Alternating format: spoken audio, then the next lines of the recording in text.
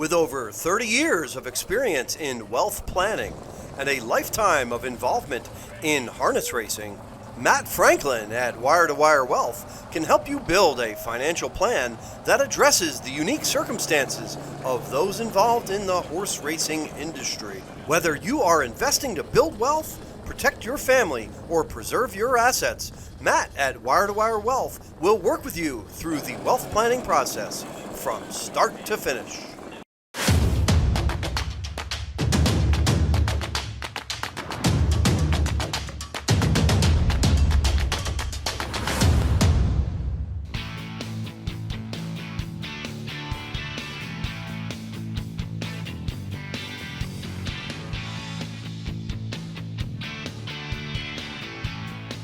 Today we're here at Spring Garden Ranch interviewing trainer Chris Beaver, who has a stable in Delaware, Ohio, and 2-year-olds here at Spring Garden Ranch. Chris, tell me a little bit about the 2-year-olds you decided to bring down. I went for the, I tried to bring higher priced yearlings down and better prospects to Florida. Tell me a little bit about Volstead. You had a yearling that you purchased for $170,000 out of the Ohio Selected sale, Ida's First Dance. Who is Volstead, and tell me about his career? Well, I don't know a whole lot about his career, but I know he raced in Europe, and they brought him over here because they thought real highly of him. I didn't actually purchase the Volsteads myself. Some people purchased them and then asked me to train them. One of them was a partner of mine before, but I'm getting an education on them just like everybody else. So far, they're doing real well. Are you finding that you go to the same methods, gating and shoeing and things like that, starting them off? Oh yeah, they've actually been real natural horses. I haven't had to do anything too tricky with them. Let's talk about Pizzelle, a $65,000 yearling purchase from Lexington, a Walner filly. I was surprised. I bought her really early in the sale, and she already had a brother that was racing well, and then he raced even better after we bought her. He was a Chapter 7, which is the sire of Walner. So, I think she's bred to do real well, and so far she's training good. She is a dual eligible New Jersey and Kentucky. What will you do to shoot for which program, or will you try to hit both? I tend to try to aim for Kentucky. It's a lot closer for me, and the money's good there, and when you go to Jersey, you're racing against the best anyway. So if it works out and she's good enough for Kentucky, that's where we'll be. $60,000 Lexington purchase, Uncle Peter filly. This is one that I liked at the sale, but I've not been like a really big fan of Uncle Peter fillies, and I already had a lot of fillies in my barn, so I didn't actually buy her. Alan Levitt retained her and then asked me to train her, and then I ended up buying part of her anyway. But she's training exceptionally well right now. Another Uncle Peter that you have, Gabbys Treasure. Tell me a little bit about that filly. It's one out of my dad's good family there, and she's out of Gabby's Loose Change.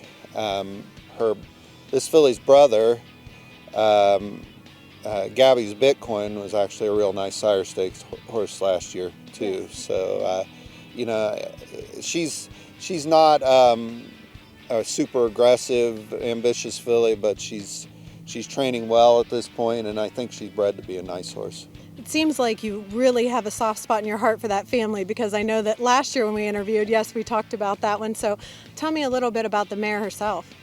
Well, Gabby's Loose Change is out of the mare Gabby's Credit Card, which makes Gabby's Loose Change made a couple $100,000 racing the sire stakes. And she's a sister to Gabby's C-Note, who was the 3-year-old trotting filly and 2-year-old trotting filly of the year in Ohio. So, it's hard not to like the family. They've been so good to my parents and myself. Let's move on and talk about Greenback Session, a $45,000 Harrisburg purchase, a green shoe. This is this year's first crop. Yeah, I wasn't really, I wasn't too interested in buying a green shoe, but this is a family that's very dear to me. He is a brother to Triumphant Caviar, who I stand stud in Ohio. I also am involved in standing Centurion ATM in Ohio now, which is also another half-brother to this horse. This horse was a Ridgeling at the sale, so he didn't bring a whole lot of money for what he was. But so far that hasn't bothered him a bit, and he is training really well right now. You've talked before about the things that you're able to overlook when it comes to conformation and things like that. The Ridgeling helped, as you mentioned, with the sale of this one. Why would that have scared others and not have caused you hesitation in purchasing? It did cause me a little bit of hesitation, but I had some partners that were game to give him a try, and this family is, I've had other horses out of this mare that have had problems with their testicle. In fact, Triumphant Caviar, I had to remove one of his when he was a yearling because it was bothering him in his training, and he still turned out to be a stud in Ohio. But this horse, so far, it has not been an issue for him. It hasn't even descended completely, but as of now, he goes right on with it. Come and tab me a $110,000 Lexington purchase. Tell me a little bit about this horse. Yeah, this is one that I really keyed in on the sale, and I tried to buy. I bid $100,000 on her for one of my partners, and I didn't get her. And then the Kempe Stables bought her, and I've known him for a little while, and I trained one for him in the past. And because I was the underbidder on her, he had found that out, and he thought since I liked her, I should train her. Chris, tell me a little bit about the way that you decide to gate one up or shoe them when you're first beginning here on the clay surface. I go with a little bit of weight, like a 9/16. I like to shoe them as basic as possible to start. I'll find that some I'll have to throw some heavy bell boots on to get them gated. I don't worry too much anymore if they don't get gated right away. A lot of my better horses have struggled early on and then found themselves later. You are able to utilize the mile track, the half-mile track, and then you have a third of a mile track on your property, which has some differing elevations. How does that benefit your program? Well, I use it a lot on my older horses. I bring almost all my older horses to Florida, and we use the sand track. It's deep, and it tires them out, and it really works them. And I find they come back stronger on it, and it's just forgiving too when you're not going your training miles or whatever to be out there. Sheila has been with your operation for years. She does a great job. We got some B-roll of her taking care of horses, bathing them, giving them supplements, things like that. Tell me a little bit about what she means to your program. Well, having good grooms means a lot. That's a no-brainer, especially anymore. It's really hard to find good help, and you have to be thankful when you have good help. And she comes down here and she kind of runs the day-to-day here for me. My dad's here as well, overseeing things, but she's pretty good at keeping things rolling. What are you looking for her expertise? Are you, when it comes to supplements, is she making decisions on that? Do you guys talk when it comes to painting, when it comes to doing up, things like that? Is that something where you discuss, or is she just kind of, her expertise takes hold? I have a program, where most of them are getting the same supplements. If there is something that they need, she'll bring it to my attention. We'll talk about it. I find, the less experienced grooms I have to manage a lot more. I have to tell them where to paint their horses, how to paint their horses. I don't worry about that with grooms that have been doing this for 20 years. They know, they're around when the vets are looking at them, and that they know what they're supposed to do afterwards, which just isn't the case with the inexperienced grooms that you have to manage a lot more. So you're breaking them, you're starting to go miles down, now you're dropping down in speed. Where does it go once you ship them home to Ohio? Do you give them a little break? Is it all guns for it? How do you decide? Well, they force you to give them, they go from this big, beautiful clay track to my track, which is less than a fair track, where I train at home.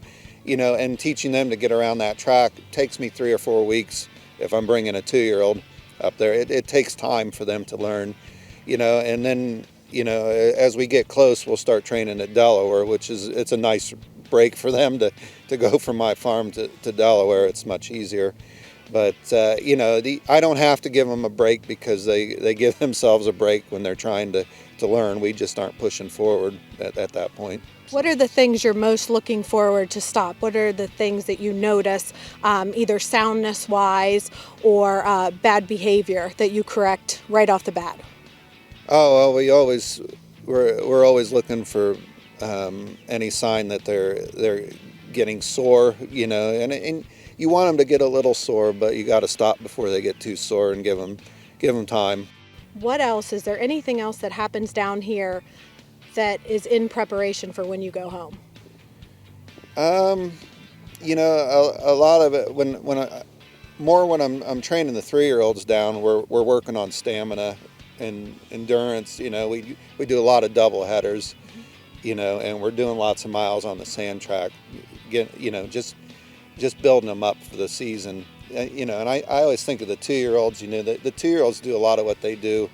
It's just natural. They're gonna give you what they got. But the work that you do on them at 3 is a lot more. It depends, or it helps them more in the season. We bring them down here and we give them like a working vacation. They're out 24 hours a day, and they're enjoying themselves down here, and they're getting a lot of work in too. So, I think with the 2-year-olds, you're working manners and you're teaching them to race. With the 3-year-olds, you're giving them that strength to carry them through the longer season. So stakes payments are due. They're coming up tomorrow. What will be the horse that is staked the highest in your barn? I think probably my most expensive 2-year-old to stake will be the Greenback Session. He is one of my best ones. I don't know if that's not necessarily the reason that he costs the most to stake, though. He's the only one I've got that isn't dual eligible, besides Ohio breds. So, to fill in the stakes for a horse that is not dual eligible to Kentucky, then it just costs a lot more. So you get him up there, you baby race. What's the progression with a horse like Greenback Session? If he becomes what you're hoping he will be, what does his summer schedule look like? It'll probably be in Pennsylvania for the first couple months, and this is the way things are set up anymore. The bigger stakes are mostly towards the end of the year, so if the horse is, if he'd happen to be one of the best, we wouldn't race a whole lot in the regional programs, and he would be aimed towards the end of the season. But they'll tell you after the first couple starts how you should manage them. Great. Well, thank you very much for taking your time today, Chris. I love your operation. Everyone's running around, dogs, people, all happy. Love, we can see your dad's farm in the background here. Lots of paddocks. Thank you so much. You're welcome.